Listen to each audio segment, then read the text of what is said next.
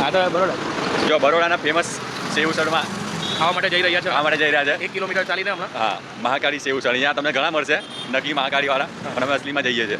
તો તમને અમે થોડું ગાઈડ કરીએ છીએ કઈ બાજુ જવાનું છે. હા, એટલે અટવાટા ને અહીંયા બધી જ લારીઓની બહાર મહાકાળી બીજા બે માણસો, બીજા બે સાથીદારો પણ આવે છે. અમારા બીજા સાથીદારો છે, બરાબર.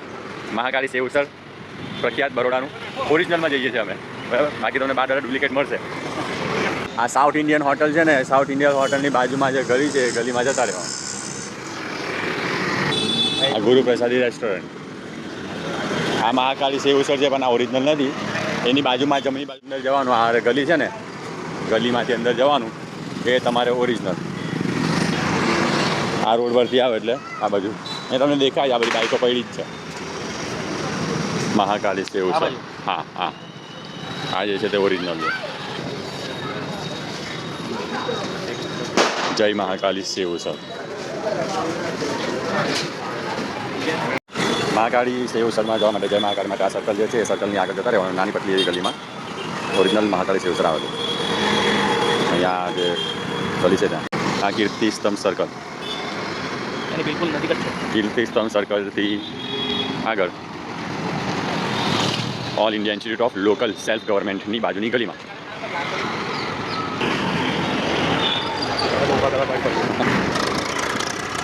આ જે કોલેજ છે એની બરાબર પાછળ આ બાજુથી પણ જોઈને આ બાજુથી પણ